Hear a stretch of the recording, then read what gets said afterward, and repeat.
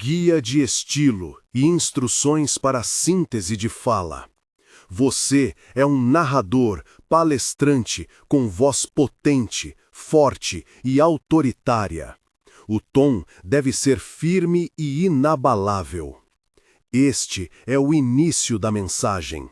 Comece com energia total e um tom de comando, capturando a atenção imediatamente. The wind cut across the shoreline like a thin blade, carrying salt and a sharp metallic promise. In a city that forgets the names of the people who sleep under bridges, small acts of care can change the shape of everything. This is a story about one such act. How one girl, with little more than stubborn hands and a jacket, set in motion a reckoning that reached the highest offices of power. If this story moves you, stay until the end. Subscribe to the channel and leave a like. It helps more stories of courage and compassion find their way. Maya found them half buried in driftwood and kelp when the tide pulled back and left the sand raw. The morning was gray and quiet, except for the sea, a steady roar that made her bones ache in sympathy.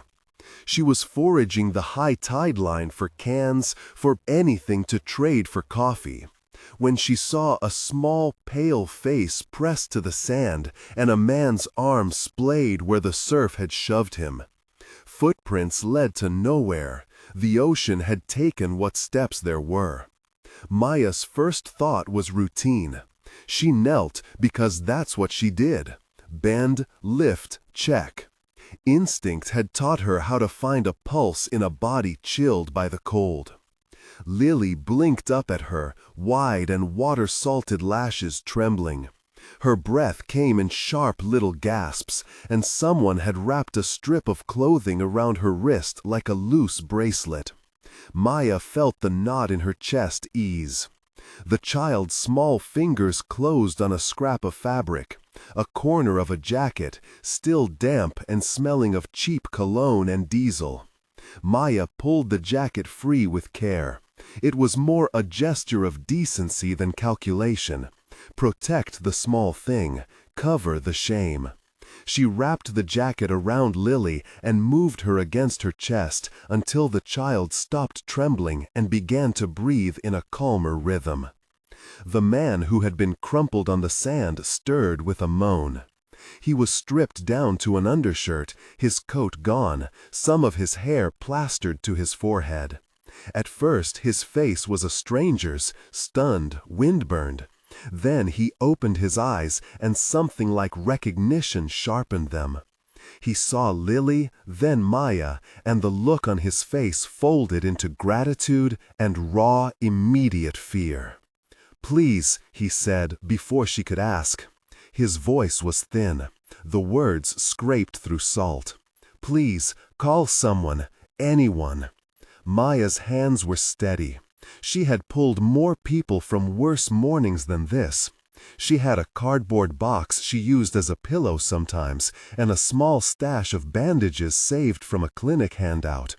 She wrapped a strip around the man's arm where it scraped against stone, and lifted his shoulder so he could sit. He coughed, sharp, as water left his lungs in a wet, angry sound. "You'll be fine," Maya told Lily, without meaning to be cruel with certainty. She had to offer a kind of faith that kept fear manageable. She checked the child's forearms for bruises, felt the rapid flutter of a frightened heart, and smiled in the way she smiled for other people's children, an attempt to make a predicament lighter. "What's your name?" she asked the man. "Ethan," he managed. "Ethan Caldwell." The name landed like a pebble on sand she'd seen most of her life. It sank in and left a small echo. Maya had heard names before that belonged to other worlds. She didn't fold differently, didn't kneel with the deference most people paid to the wealthy. She twisted the jacket around Lily tighter and looked at the man's pockets. People in the water often carried trinkets that helped explain how they'd ended up there. A wallet, a lighter, maybe a bleeding phone. He had an old phone caked in sand, cracked, with a faint line of dried blood along its edge. And under the ragged hem of his undershirt, where some fiddled object could hide, she felt the hard, small rectangle of something in his breast pocket. Not a wallet, not a phone. You shouldn't have a thing like that, Maya said, more to herself than to him. Ethan's eyes flicked to the jacket around the child and then back to Maya. If they find it, he stopped. The cold tightened his jaw. I have to get this to someone. It will help. It's why they came after me. Maya's brow drew down. Why would anyone come after a fancy man on a beach with a child? She'd seen fights over money, over junk, over the heat of the afternoon. This smelled different. Fear, not for his life alone, but for something wider, threaded his words. He tried to sit, his leg buckled. Maya grunted and braced him. She had muscles learned from lifting heavy bags, from clambering over fences, from a body that had to find its own ways to be useful. He leaned his head back, and the sunlight, when it broke through the gray, cut the inside of his eyelids like a small, accusing flame. "What is it?" she asked. "Who are they?" Ethan's mouth worked. He swallowed, tasting salt and city memory. "Graham Pierce," he said finally, as if saying the name aloud might make it less likely. "Corporate. He'll do anything." His lips were blue at the edges. "They tried to—" He stopped again and looked at Lily, his face folding into something that might have been parental horror. They tried to kill us." The word hung in the air and felt like a weight. Kill. Maya stared out at the ocean as if the tide might answer. She had seen people die. She had seen the careless end of things when a bus didn't stop or when a fight got too hot. But this mix of wealth and malice, the idea that a powerful man would send people to silence a family, it was like a story told at a drunk man's table. Except Ethan's coat was missing, and Lily clung to a scrap of fabric like it might be a lifeline. "You carry whatever it is," Maya said. "You hand it to me. You don't leave it with someone who wakes up and sells your name to the highest bidder." Because você não pretende não ver. Maya tucked the drive into the inner pocket of her own jacket, a battered thing with a frayed sleeve and a half-stitched cuff. The jacket had been hers longer than anything else. It fit like a small promise. She had no plan, only a set of habits. Find shelter, avoid notice, make a fire if you can. She hoisted Ethan's shoulder and started walking inland with Lily clinging to her chest, footprints like punctuation in the sand behind them. The jacket lay over the child, and Maya felt it as an oilskin shield. They were not 10 steps from the drift line when the SUV's headlights cut through the morning. 2 men stepped out, thick boots sinking in the sand. One of them had an armband with a logo that might have been a local security company, but Maya didn't trust anything that looked official. The other carried something long and polished under his jacket. Maya moved like water finding cracks. She shouldered Ethan and kept her head low. She led them toward the broken pilings where fishermen sometimes left their nets. The men scanned, looked the wrong way. One hoisted a rifle with a casualness that felt like a deliberate demonstration. Maya's mouth tasted of copper. She kept walking. When the shouts came, they folded into the wind and the gulls and the ache of surf. She ducked behind a slab of concrete just as a man's shoe kicked sand into the ribcage of the tide. They ran then, the three of them, across the lot littered with wrecked pallets and the carcasses of fishing boats. The city offered cover in brick and shadow. Maya led them toward the garage she sometimes used, an abandoned storefront with the smell of old paint and the echo of better days. She had called it home on off and on nights, kept a blanket and a small canister for food. It was not safe in the legal sense, but it was a place where people in the same invisible economy met and traded warmth. Rosa came later, usually with a thermos and a soft hand. For now, Maya needed the space to think. Back in the garage, she spread Lily on an old mattress and pressed her palm to the child's forehead. Warm, steady. Ethan sat with his back to a rusting metal shelf and tried to eat the granola bar Maya handed him. He chewed politely, like a man who had forgotten he had teeth. The jacket, the one that had been wrapped over Lily on the beach, sat folded on a crate, a small emblem of protection. Maya ran her fingers along its collar and thought of the way a jacket could promise home for a moment, could be exchanged for warmth and later become proof. Footprints remembered the story of the morning, but the garage kept other companies butted up against the walls. Smudged graffiti, a rusted heater that would cough for a few minutes if coaxed. "You ever been inside a courtroom?" Ethan asked, as if they were talking about the weather. "Once," Maya said. "Sides of a building, white paint flaking. My cousin went in for looks and came out real quiet." Ethan gave a small, humorless laugh. Você está no meio de uma frase, pensamento. Mantenha o ritmo e a força vocal sem quebrar a conexão. Haja como se estivesse transmitindo uma verdade fundamental. There are lawyers who will come in suits and make sure men like Graham Pierce get to keep their names. They can buy so much. He swallowed. I couldn't do that. I couldn't let it stand. Maya watched him. He looked like a man who had spent his life protected by other people's rules, suddenly naked of the imaginary safety net. His hands were clean, manicured in a way that suggested other people had done the rough work of living for him. Now they trembled at a garbage-strewn doorway. "You said Amelia," Maya reminded him. "Where can I find her? Where would she even start with something like this?" Ethan dug in his pocket and produced a war-scarred business card that said RHDES Investigations in neat type, a cardboard thing with a phone number and a smudge of sand. "Her apartment's above a print shop on Hayes," he said. "She's cautious. She'll want to see the drive in person. She'll want a way to publish without being stopped.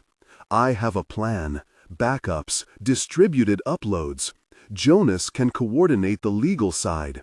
He's with—" He stopped again, eyes flicking to the shutters of the garage as if the world might be closer than they expected. "How do you know Jonas?" Maya asked. "Because names are the scaffolding of trust. He's inside, federal, doesn't like what he sees anymore." Ethan's voice dropped. "He can call off people. He can make a place safe long enough. But he needs proof in the right hands. Amelia will get it out. Trust me on Amelia." He pushed the card across the crate toward Maya, like offering a talisman. Maya turned the card in her fingers. She had known Rosa for years. If Rosa got wind of anything, she would fill the room with the smell of cinnamon and scold anyone who softened their resolve. But a journalist? A federal agent? These were syllables from other songs. She liked the rusted honesty of the garage better than the clinical hope of institutions. Still, she had Lily in her arms and a drive in her pocket with the capacity to name a crime. She had an ethical muscle as strong as any she'd been forced to build. Do the right thing when no one is watching. because sometimes someone will be watching later. Okay, she said, we get the drive to Amelia. We don't go to the pier tomorrow. We don't make any moves that get us on the feed. She paused. You tell me everything, only what I need to know. She wanted to know the scale so she could measure the risk. Ethan obliged in short, clipped sentences. He spoke of shell companies set up to siphon safety funds from municipal contracts. He said there were internal memos with directives to ignore maintenance schedules. He said a hospital roof had collapsed last year and someone at the top had smiled at the fine print.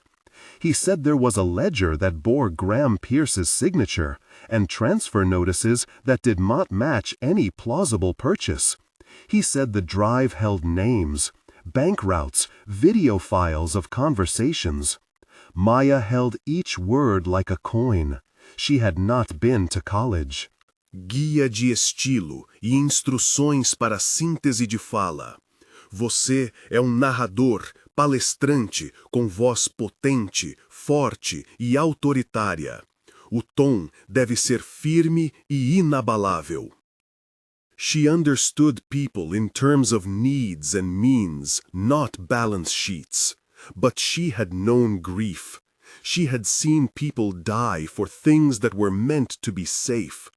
If even a part of what Ethan said was true, there would be bodies counted in missed opportunities.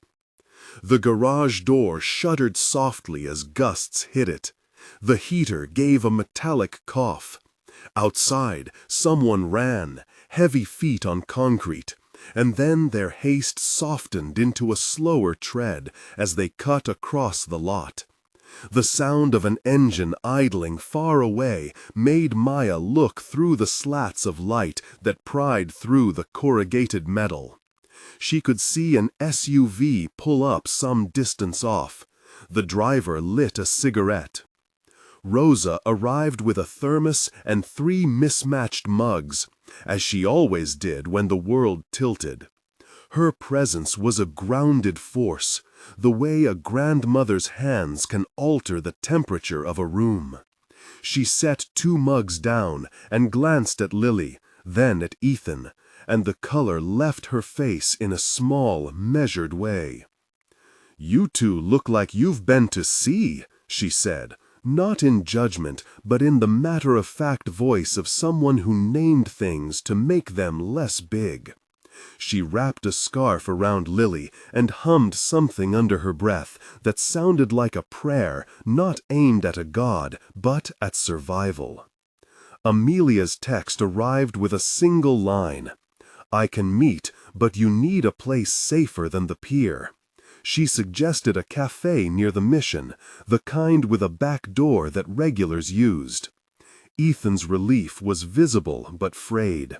He asked for an immediate upload plan, a staggered release to several independent servers, with a timed dump in case something happened to Amelia, and explained the backups in terms that were quick and cautious. Maya listened and learned. She learned which names meant danger and which meant help. She learned to read the spaces between sentences. Night fell with a wind that slid nails under doors. The city lights smeared like an old painting seen through a wet glass. Maya wrapped Lily in the jacket again and lay awake on the mattress, listening to a man in the world above move like an animal through alleys that might be safer than a bed. Her hands found the drive in the pocket as easily as memory. It fit like a secret in the hollow of her palm. She imagined men in suits testing the seams of their alliances like a woman testing the stretch of a seamstress's tape. Ethan slept in fits and starts, guilt and adrenaline unspooling on the little mattress beside her. They had a plan. Amelia would take the drive. Jonas, contact through obscure lines and folds of bureaucratic procedure, would be the legal umbrella. The upload would be staged for the next morning. But plans are fragile things. They break against important realities. For Maya, the immediate truth pressed heavy. Lily was tired and small and deserved breakfast that wasn't dust. The child's cheek felt like warm china beneath Maya's palm. The jacket smelled of salt and diesel, and now of the faint tang of coffee Rosa had brought. As dawn bled, the three of them crept from the garage and moved through streets that were waking up sluggishly. Footprints and tire marks had a conversation across the city.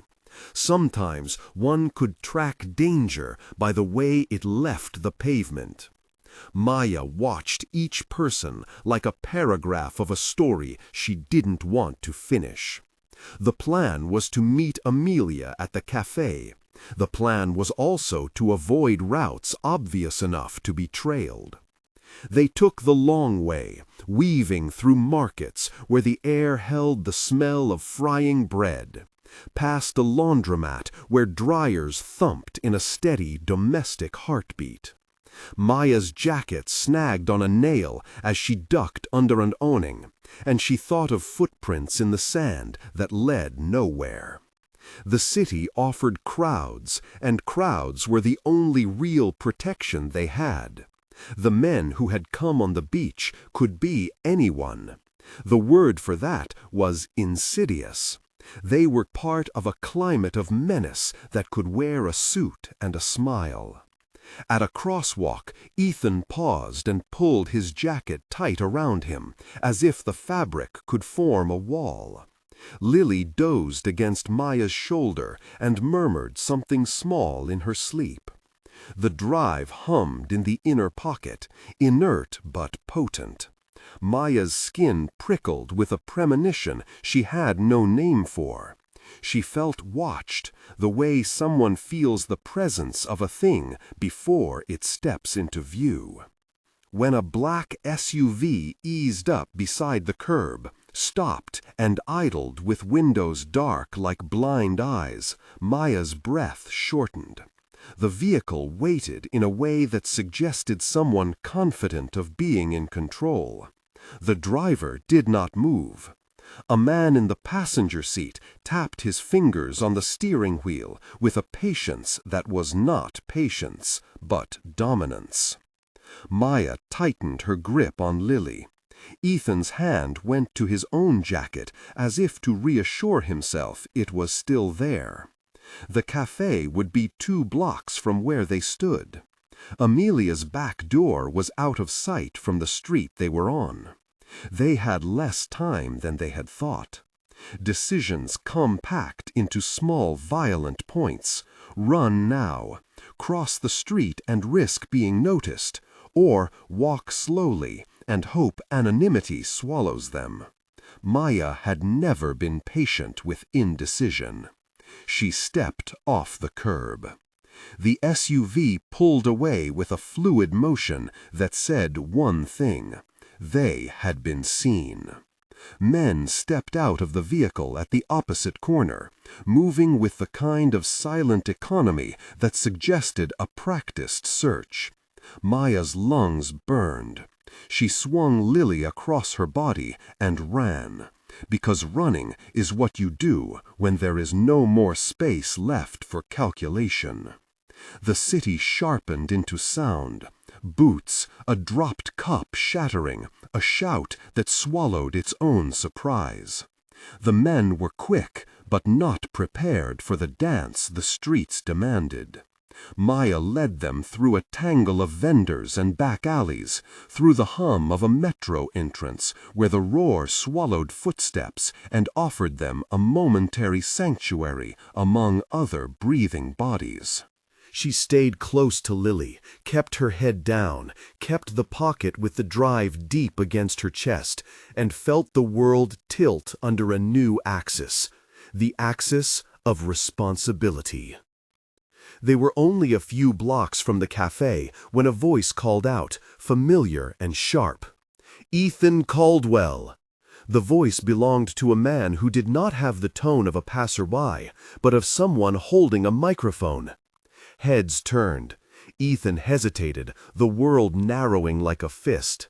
Maya swore and pulled him toward a narrow service alley. Amelia stepped out from a doorway, phone in hand, eyes like a hawk's. Behind her, a dark van idled, not official, but full of people who did not belong to anyone innocent. "You made a mess of this," Amelia said, but there was no accusation in it, the way a professional woman spoke. There was an urgency that wanted to be precise. "We don't have time for ceremonies. Give me the drive." Maya's hand tightened. She could see the press of men near the cafe, the way the city's attention clicked as if a gear had engaged. The public, once engaged, could become a shield. The problem was getting there alive. Amelia's voice was a promise and a blade. She was exactly the kind of person Ethan had described, practical, fast, ruthless in the ways journalists must be when truth is on a hairline.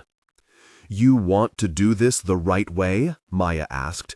"Because I don't know right ways except keep children safe." Her voice came out sharper than she meant. Amelia's eyes softened for a fraction. "Right way is the only way. Give it to me now, in my hand. I'll get it mirrored and published. Jonas will meet us at the pier at noon. We need to put it where everyone can see." Maya looked at Ethan. He nodded once, a quick tremor that was both surrender and relief.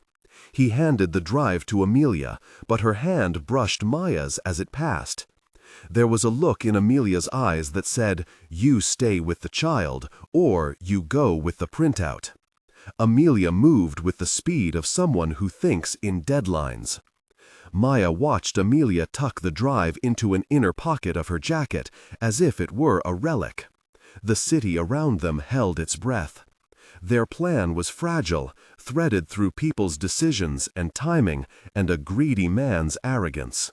The men from the SUV rounded the corner in a practiced sweep. Their leader lifted his chin and scanned the crowd with a contempt that would have been dangerous if it had been less certain. Maya thought, with a clarity that came from necessity, of the ocean, pulling things in and letting them go. Footprints in sand do not always point to the end of a story. Sometimes they are only the beginning. They had a plan, but the question remained, sharp and immediate. Could Amelia get that drive out before those in suits and status closed the circle? The city hummed, indifferent and ready, as if leaning toward the outcome, like an audience waiting for the first act to fold into the second. They moved like a single organismo for a few ragged blocks. Maya, with Lily balanced against her hip, and the small hot thrum of a child against her ribs. Amelia, a pocket pressed close to her chest, as if the drive could feel the city's breath. Ethan, limping to keep pace, each step a quiet calculation. The men in the dark van fanned the streets, effective and patient, closing angles as if following a map they had drawn from 1,000 similar hunts. Amelia's phone chimed once, and she answered on the move, voice clipped into syllables that left no room for sentiment. "Jonas, 12 at the pier, be ready."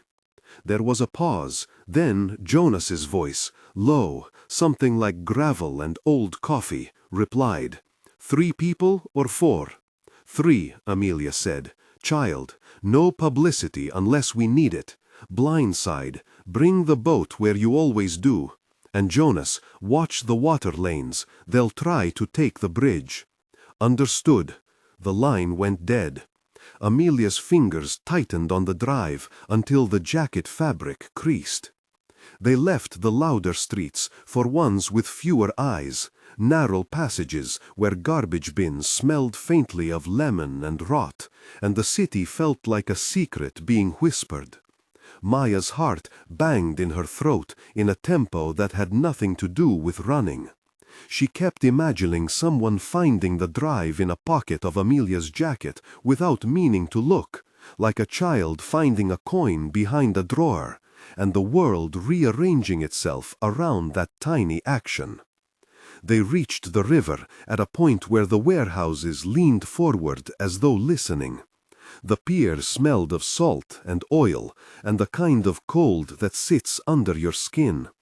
Jonas was there, coat collar up, a small fleet of men and 2 women out of sight but visible in their posture, fighters, not camera people. A blue and white workboat rocked against the pylons, waiting like a promise made in haste. Amelia moved like a conductor through them.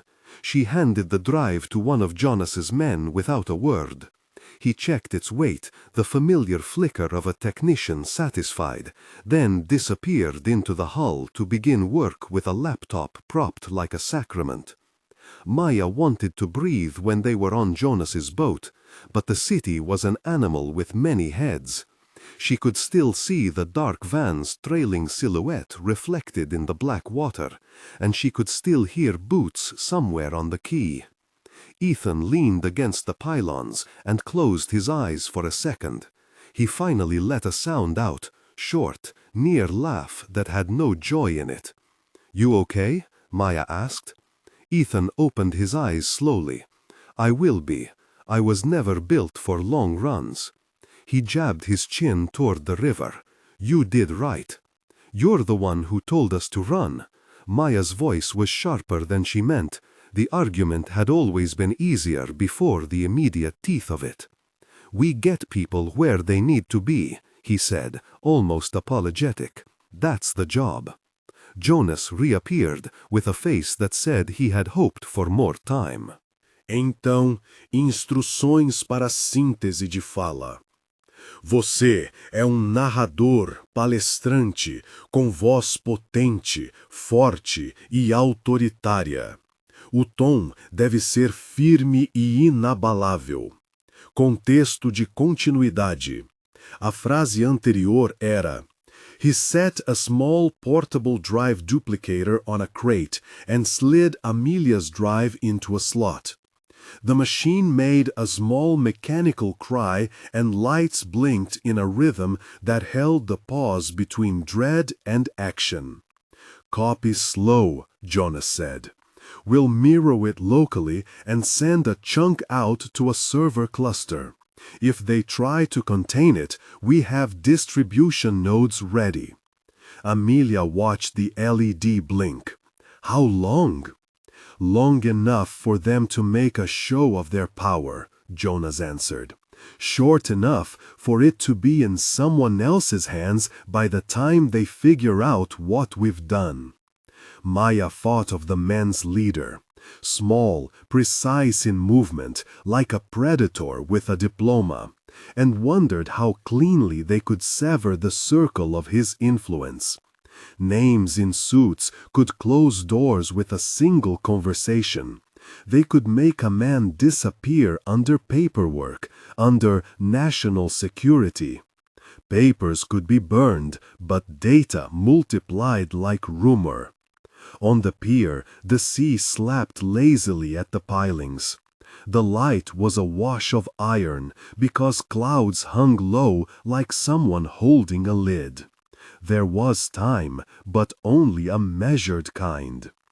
Beyond the harbor, on a street lined with storefronts that had seen better summers, the men in suits regrouped. Their leader's jaw worked with a kind of private arithmetic. He'd wanted the drive and the man who could carry it. He wanted the map of connections. Instead, in 2 decisive motions, it had been moved. He cursed under his breath and called someone on a phone with a voice that bore orders like small, dull hammers. Back on the boat, Amelia watched the duplicator blink. 12%, 24%. She bumped Lily on Maya's hip with her shoulder, the child scrunching against sound and confusion. Maya's fingers were steady on Lily's back. Despite everything, the child slept in a wad of trust that felt like a rebuke to the rest of the world. "Do you want me to stay?" Amelia asked, in a voice that was not for Jonas. "I can go to the front and make sure publication goes." "No," Maya said quickly. "You can't be everywhere. Let the people who do that thing do it." "You trust me?" Amelia's eyes held something that was not entirely surprise. Maya swallowed. It was a question she could not answer with neat words. "I trust you to do what you say you'll do." Ethan laughed, a wet sound. "Trust is a luxury, Maya," he said. "But it's the only tool we have in situations like this." Jonas's duplicator hit 50%. He looked up, then down at the blinking LED. "We can do a staged release," he murmured. "A leak to a few outlets. Enough to make them react publicly. Then full drop." "If they react publicly," Amelia said. Her gaze was a lock. "If they react publicly, we can push a live thread to the cloud." Jonas nodded. "We have a small network, but they'll move quick. They'll send people across the docks. They'll make the Coast Guard interested." The dock groaned as if on cue. A radio somewhere among Jonas's men crackled. Heads snapped up. A duplicator's progress slowed, traffic on the network stuttering as it rerouted. "We'll have it in 2 minutes," Jonas said. 2 minutes, Maya thought. 2 minutes, and then the world might tilt enough that those who wanted the drive suppressed would find it hard to keep a lid on it. 2 minutes, and the men in suits might force a confrontation on this pier. A sound like an animal barked, a command, and the radio voice came closer. A boat idling in the distance was making its way toward the pier faster than seemed polite. "Get ready," Jonas said. He tugged a bag from under the bench and slapped cylinders and a toolbox inside, as if preparing for a storm he'd expected for a long time. Ethan stood up unsteadily, bones negotiating gravity with stubbornness. "If they come here," he said, "they're going to make a mess." He looked at Maya and Amelia, his grin thin. "You two vanish. Let Jonas be what he is." Maya's hands were ice against Lily's small spine. "I'm not going anywhere without—" "Without the drive?" Ethan asked. He shrugged. "You're not taking the risk of both." He stepped forward, then stopped. "I'll create a scene, draw them, let the press follow the noise. By the time they get us, you'll be gone, and the data will be on its way." "You can't be," Maya began. "You mean can't be captured?" Ethan cut in. "I was captured once for curiosity. I lived. You'll find the way back to me. If I have to leave fingerprints on the pavement so that the men in suits think I'm the prize and not their target, I will." Maya hated the way her throat tightened. The choice wasn't between right and wrong, but between calculations of risk, the geometry of sacrifice. "No," she said finally. "You're staying. We do this together." Ethan's eyes softened for a half-beat. "You don't have to carry everyone's safety, Maya. It's okay to let me carry some of it." Before she could reply, a shout came from the shore. Someone had spotted movement. The dark van's profile peeled into view, and with it, the leader. Taller now, with sunglasses that did not need sun. He had the look of a man who had staged arguments with the law and won. He scanned the pier, and his face tightened. "There," he said, "boat." There was no pause as they leapt into action. Jonas' crew formed a line, not to fight, but to block, to confuse. Amelia crouched behind a crate as if the world was a set of boxes you moved around until no one saw what you were hiding.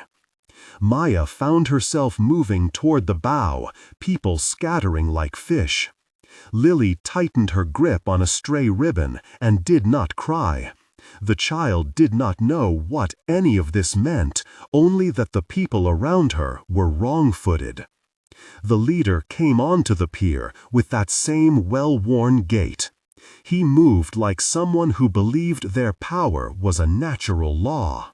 He had men on his right and left, and a small black tablet in his hand that glowed with a light like an accusation. He raised his voice not to be heard so much as to unsettle. "By order of the city," he said, though nothing about his clothing or his speech bore officialdom, except a badge clipped too cleanly to his jacket. Maya met his gaze and held it. She felt foolish standing so small. She felt like a child holding a stone against a wheel. But the man's face had a tightness that made her think of someone trying to hide a lie. She said nothing. "Hand over the drive," he called. "Now." Amelia stood, slow and very dangerous. "We don't negotiate with men who bully in the open," she said. "We publish." "You will not." The leader's voice was brittle. "You will give it to us, and we will secure it." "We will not," Amelia said, and her hand was steady where it rested near her jacket. Someone from Jonas's crew shouted at the leader. Words tangled in the wind. The leader moved closer, close enough for Maya to see the thin vein at his temple. Something like a current passed through the pier. The duplicator's LEDs were in the last stages now. The machine's hum rose like a held breath. 2 minutes had been a generous lie. 2 minutes was now. Jonas looked like a man who had been to too many meetings and had learned to hope in the gaps between procedures. He punched 2 rapid commands into a laptop, and the progress bar stuttered toward completion. 80%. 90. 98. "Send it," Amelia said. Jonas hesitated. His eyes flicked to the leader, who now had a pair of men advancing with hands at their belts. "We need another 30 seconds to seed the cluster properly." "You do it," Amelia said. "Do it now." Jonas's fingers moved like they always did when the thing was a fight of attention. Focused, patient. He hit enter. At the same time, the party landed. The dark van was no longer a silhouette. Men with radios and a uniform that suggested private security spilled onto the pier. The leader barked an order, and 2 men lunged for the bow where Amelia and Jonas were working. Ethan moved before anyone could think. He was suddenly between the men and the bow, farther away from Maya than she had wanted. His voice rose, a yell, a challenge, and the leader's men shifted to meet him. Paperclips clattered. One of the security men grabbed Ethan by the arm, pinning him like he was a misbehaving dog. Ethan twisted, slipped a shoulder, and broke free. Then he ran toward the warehouse side, loud and distracting. "You shouldn't have come," Maya shouted after him. Her voice cracked, small and useless on the air. Ethan called back, something that might have been a grin. "You told me to stay in the story." Then he was lost in a tangle of crates. The leader cursed and signaled his men. 2 of them crowded onto the bow, one reaching for Jonas as if to smash the laptop. The crew fought with the sort of ferocity that comes from people who have to reassign their lives to avoiding official papers. Fists, the heavy thud of bodies, the saliva of threats. The duplicator's LED jumped to 100. Guia de estilo e instruções para síntese de fala. Você é narrador, palestrante, com voz potente, forte e autoritária. O tom deve ser firme e inabalável. A frase anterior era: "As the duplicator's lead jumped to 100." Você está no meio de uma frase, pensamento. Mantenha o ritmo e a força vocal sem quebrar a conexão. Haja como se estivesse transmitindo uma verdade fundamental. It spat a small print line and beeped like a triumphant, exhausted animal. We're mirrored, Jonah said, voice thick. We have it. Amelia hit another key and the laptop screen filled with a progress bar that became a roadmap. Lines of copying and transmitting moved like ants carrying mission-critical crumbs. We're pushing, she said. We're on multiple servers. For a dizzy second, the pier was all movement, man, voices, the steady rocking of the boat. The leader's phone buzzed, and his eyes darted like someone who had disobeyed a curfew. He barked another order. Two of his men jumped over the railing, splashing into the cold water. One of Jonah's crew fired a warning shout. Someone swung a metal bar, and the world became a geometry of blunt shapes. Maya held Lily with a ferocity she had never known. Her knuckles whitened. She watched Ethan through the chaos as he darted, taking attention like a magnet takes filings. He grabbed at the leader's men, slamming into them just enough to be irritatingly visible. For a moment she felt relief, sharp and unstable, like a glass in hands that were still trembling. Then a hand closed on Amelia's shoulder, a large, necessary force, and turned her. The leader was close enough to see the tiny hairs at the back of her neck. He smelled faintly of cologne and fear. That drive, he said. There were other things in his voice now, calculation, a hint of desperation. You give it to me, and we can handle this properly. Amelia laughed, a small, fierce sound. You think you can handle the truth, she said.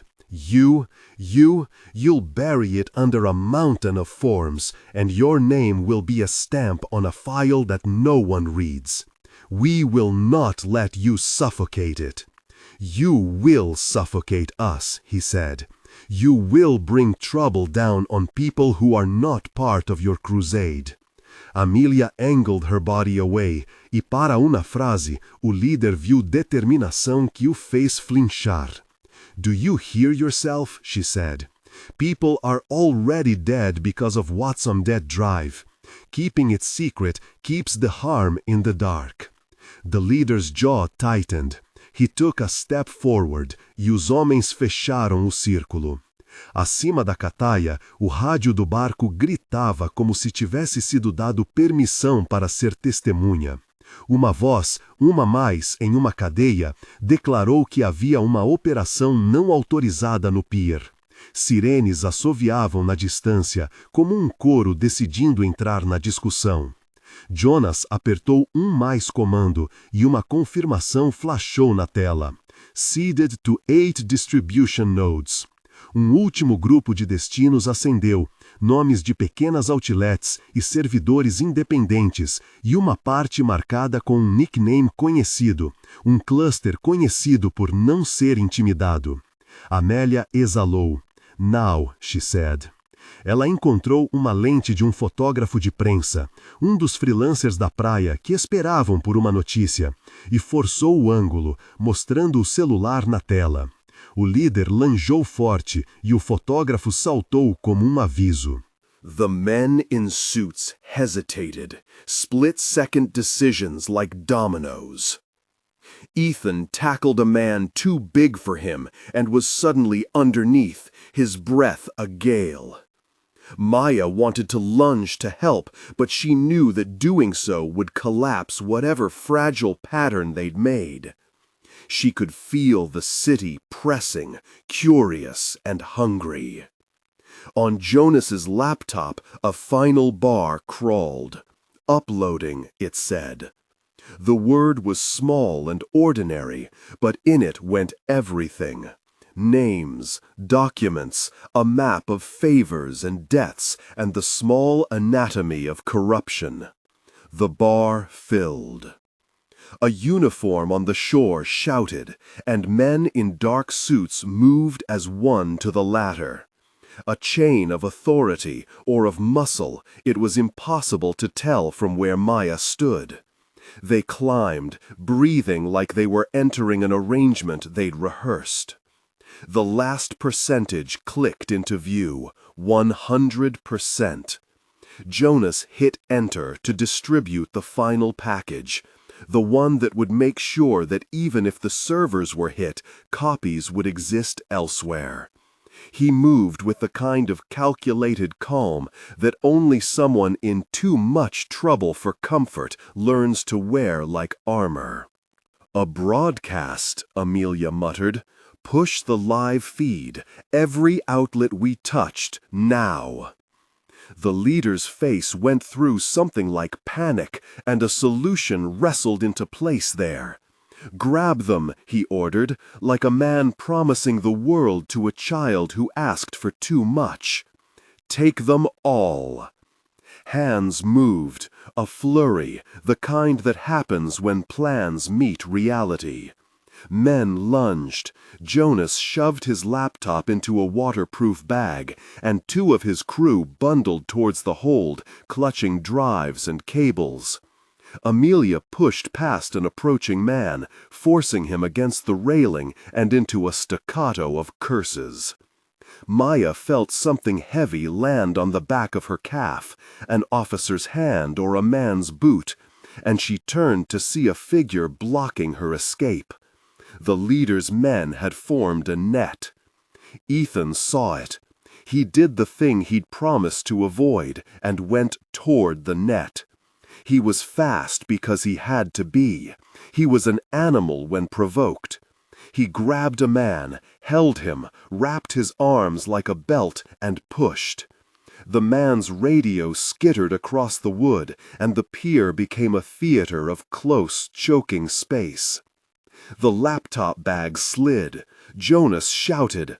The sound came from everywhere and nowhere. The photographer's camera, the radio, the water striking the pylons. A woman from Workboat 2, who had not said much until then, raised a voice that startled even Maya, a clean bark that seemed to command the wind. "She's copying," the woman screamed. "She's copying. Publish if you have to." The leader's face contorted.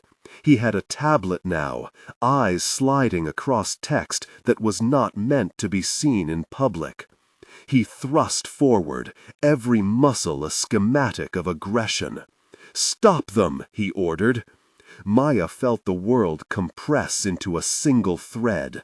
The laptop, the flashing cursor, the last inch of light before dawn. Amelia was at the center of it, hands shaking but steady, a woman who had chosen to make a lie into a truth. Then something happened, so small it almost seemed like mischance. A man from the leader's team, overeager, lunged and caught Amelia's sleeve. Amelia turned, and in the motion, the strap of her jacket snagged the laptop carrying bag. It tipped. Jonas reacted with the speed of someone who had lost a lot and could not afford to lose that last piece. He shoved a crate against the tumbling bag, his fingers grazing the zipper. The laptop clattered, a sound like a small heart hitting hard against wood. For a breath, everyone on the pier watched it fall. Amelia's fingers were reflexive. She reached and snatched the bag before it could slide into the water.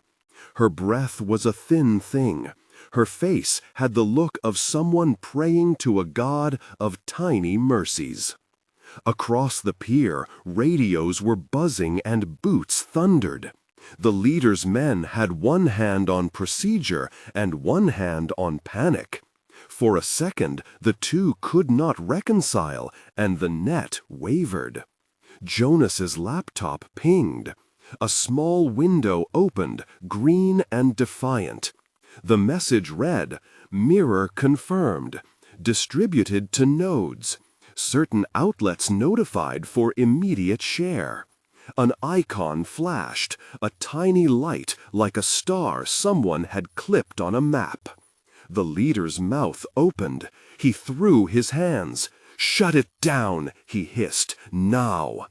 But in the small digital world that breathed from Jonas's machine, it was already too late. Files had multiplied like seeds.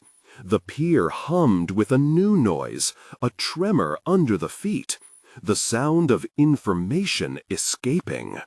The leader's men surged, and for a second, everything happened faster than a mind could catch.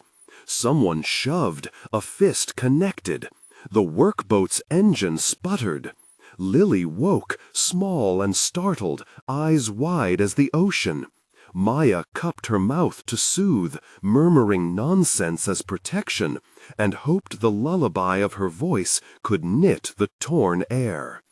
Amelia stood, respirations shallow, the leader's shadow falling across the laptop screen. He reached, fingers closed around the zipper. He would rip the bag open and throw the machine into the waves, she knew. He would do anything to keep the light under his thumb. Amelia met his hand with her own. The force of it was not violence at first, but a stubbornness that matched his. Around them, the pier became a tangle of limbs and curses and equipment. Cameras flashed. Somewhere behind the noise, a new sound began. Phones ringing. The first of the nodes had called. A small outlet in the city had received a packet and was preparing to go public. The leader saw the shift, his face a map of decisions, pale and slick. A line of women and men from Jonas's crew closed ranks. Words were flung like knives. The leader made a last move, brutal, precise, towards Amelia and her bag. Maya found there was nothing left for calculation. She stepped in the leader's path, as if a thing made of bones and insistence could stop a man with a plan. "Stop," she said, not a plea so much as an instruction. "You can't take this." The leader's eyes flicked to Lily. For the first time his expression changed. The minimal prediction painted his features like a film. He saw the child, the smallness, the complete irrelevance of this life to the system he protected. He saw how a child could become a leverage point, an uncontested currency. For one breath, the leader hesitated. Then, as if remembering a different commitment, he barked into his radio that backup was needed. The men tightened. On the laptop, a message scrolled. Up to distribution nodes, 100%. Confirmation, live. A cough, someone trying to clear air. A voice from a distant stand of buildings raised a question into the world that would travel like a rumor and then a fact. Jonah slammed the laptop shut and thrust it into Amelia's hands. "We pushed what we had," he said, voice thin. "Now get it to a place where it can't be taken."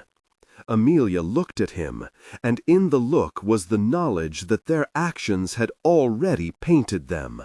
"Where?" she asked. "Anywhere," Jonas said, "anywhere that keeps it moving."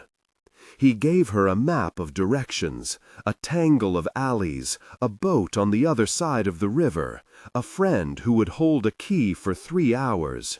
He slapped a small card into Amelia's palm that had 2 names and a set of numbers only Jonas would trust. The leader gritted his teeth. He could not let this sit. He couldn't allow that a map of the truth could be so easily scattered. He moved to seize Amelia, to take the laptop, to reclaim the narrative. Amelia turned the bag over her shoulder like armor, Lily's small eyes tracking her. And then, in a motion that surprised even Maya, she dove toward the gangway. Jonas's men cleared a path with bodies and curses. The leader lunged. A hand closed on Amelia's sleeve. Maya saw everything slow. She saw Amelia's shoe catch the edge and the bag slip. Felt a clean, sharp terror, an animal memory of falling. She did the only thing she knew with the kind of conviction that doesn't ask permission. She grabbed Amelia's wrist, held it like a promise, and together they stumbled toward the waiting dark. A crewman from the pier shoved a long pole under a ladder and pulled their end until the tide swallowed the space.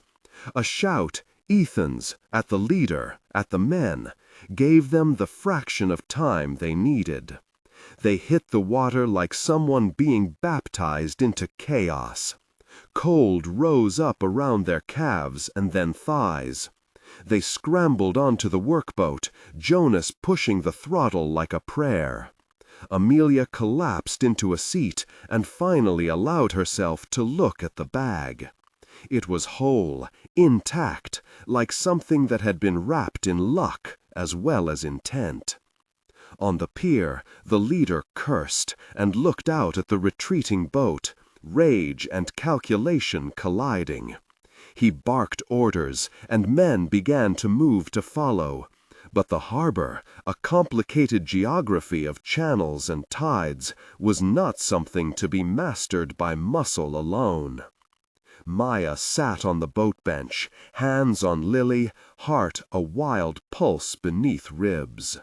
Ethan climbed aboard, water running off his clothes, a grin that was more relief than humor, and sat heavily beside her. He looked at Amelia, who was breathing ragged in a way that suggested she had given everything she had to the moment. He looked at Jonas, who had the look of a man who had once pulled a miracle from a garbage heap and had learned it cost. Sirens sang in the distance still, but the rhythm had changed. Where there had been the neat calculus of power on the pier, there was now an ugly public tangle. Outlets, nodes, servers, whispers becoming a chorus. Amelia closed the zipper on the bag and held it to her chest like a child. She did not speak for a long time. When she did, her voice was a small thing. "We did it," she said. Maya let a laugh out that was half sob. "We did something," she corrected. Jonas glanced back toward the pier and then out over the water where the city's skyline stitched itself into a jagged horizon. "They'll come after us," he said. He did not add, "and after the story." It was implied. He always preferred to keep the most dangerous truths explicit. Amelia nodded. "They'll come after the outlets that picked it up. They'll call it a breach. They'll deploy lawyers with long, soft hands. But it's out." "The question," Ethan said, looking at Maya and then at Amelia, "is what we do next." Maya thought of footprints in sand. She thought of the ocean's habit of taking and giving. She felt, now more than ever, the axis of responsibility spin under her feet. Lily slept against her, breathing small and unbothered, trusting the adults around her to hold the map. "We go where we're needed," she said finally. "We keep the child safe. We keep the truth moving. And we make sure our names aren't the things they claw for when they want revenge." Jonas smiled a small, reluctant smile. "Then we go to Plan B." Amelia's jaw set. She reached into her jacket and pulled out a single card, the smallest of tools. A number, a name, and an address scrawled in a hurry. "There's a safe house," she said, 3 blocks from the old shipyard. They'll take Lily. Someone will watch her while we make the rounds." Maya looked at Lily and then at Amelia, and in that look was a threading, a willingness to trust again, brittle and necessary. She nodded. The boat cut through the black water as if the city had halted its breath. Behind them, the pier was a smudge of figures and machines. Ahead, the sea held a way out and a way forward. They had won an hour of light. They had bought the truth a way to walk into the open. But the men with suits were still in the world, and power does not dissolve simply because the world leaks. Amelia straightened and stared at the horizon, where the first thin fingers of light were beginning to argue with the night. "We release the rest," she said. "We go loud. We make sure there is no place to hide. We run the nodes until they break." Jonas slid a case across the bench toward her. Inside were extra drives, each labeled with a name and a destination. "You have contacts on the other side of the river," he said. "We'll split the load, spread it like a rumor, make it impossible for them to cut off the head without the tail becoming a noise they can't control." Amelia breathed in and let it out like a plan. "We move in an hour. Give Lily to the person on your list. Ethan?" Ethan raised his eyebrows. "I'm tired of being dramatic." "You go to the North Bridge and create a distraction for as long as you can," Amelia finished. "Maya, you take Lily to the safe house. Do not let them see you." Maya's hands tightened on her daughter for a beat longer than necessary. She promised, not to Amelia, but to the child who had no idea that the world was trying so hard to hurt them. The boat rode the turning tide as if the water itself wanted to help. Lights blinked on shore, and the city stirred. Somewhere, a newsroom was already waking. Somewhere else, a man in a suit was dialing numbers with a knuckle white as bone. They were not safe. They would not be safe until the story lived beyond their bodies and their names. But the current had been altered.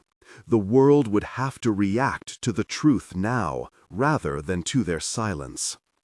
Amelia looked at Maya and then at Lily. The child yawned, a small, ignorant gesture that made the world tilt in a kinder way.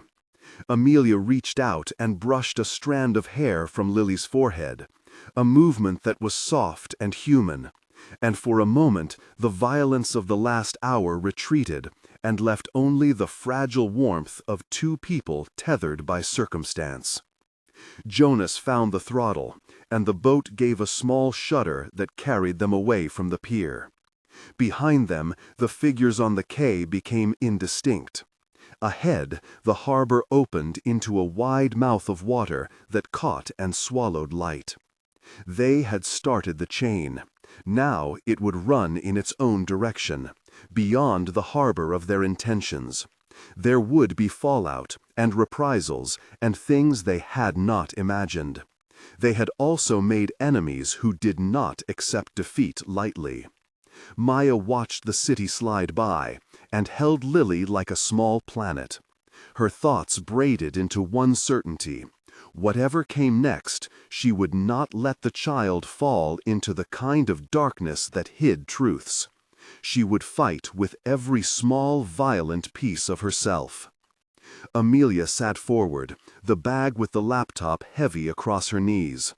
She had done this before, pushed the truth like an animal through a door that had been nailed shut, and the taste of it was iron and salt. She tapped her phone and sent a single message to the number Jonas had given her, Safe House. Then she typed another, Public Now. Her thumbs hovered, then moved. Out in the city, servers were humming, and people were waking. Somewhere, a desk light turned on, and a reporter rubbed their face and read the first line of a file that would not be ignored. A boat cut a wake that shimmered moon-silver. The leader on the pier watched them go and ground his jaw into a vow that would not be forgotten. The men in suits would regroup.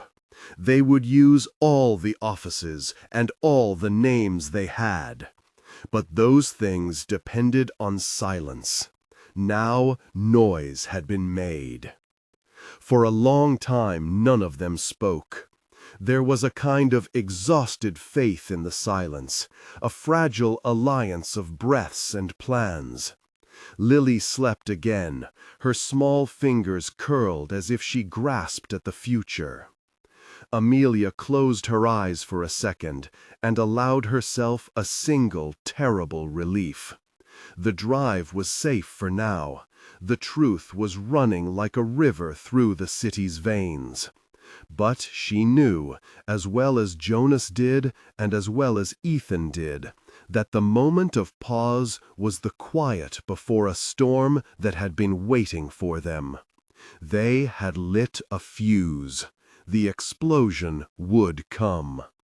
She opened her eyes and looked at Maya. "You'll get her to the safe house?" she asked. Maya nodded. Her voice was a command and a prayer. "Yes." Amelia nodded once. "When this dies down, if it dies down, there will be work to do, fingers to mend, statements to be filed, names to be kept safe. We'll cross that bridge when we have to." They trailed off into plans that were necessary but not comforting. The sea took them away from immediate danger. It could not pull them free from consequence. On the dock, the leader watched the small boat disappear into the mouth of the harbor, and then turned to his men. He already had a list of things he would do: consult lawyers, call friends at the station, seed counter-narratives. But for the first time since he had tasted influence, the leader felt that the world might move without waiting for his signal. On the boat, Amelia set the bag beside her and opened it. The laptop lay there like a living thing, its screen a son recently born.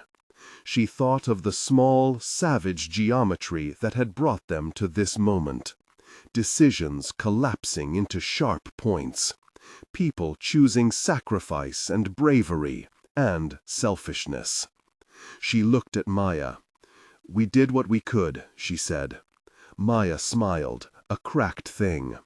"We did what we had to." They were not heroes in any neat sense. They were people who had folded themselves into an inconvenient truth and pushed. The city, indifferent and curious, would decide what to do with what they had given it. A new message slid across Amelia's phone. She glanced at it and her face changed, sharp, quick, reading in the way someone reads a sudden menace. She didn't speak at first. Then she read the message again and slid the phone across to Maya. Maya's eyes took it in. The words were small and ordinary and terrible at once. Image confirmed, peer cam footage, leader ID. Maya felt something she couldn't name. Thrill and danger braided together. She looked at Amelia. "They know him," she said. "He won't let that stand," Amelia said. "No one with that much to lose ever does." The boat turned toward the channel, engines humming steady.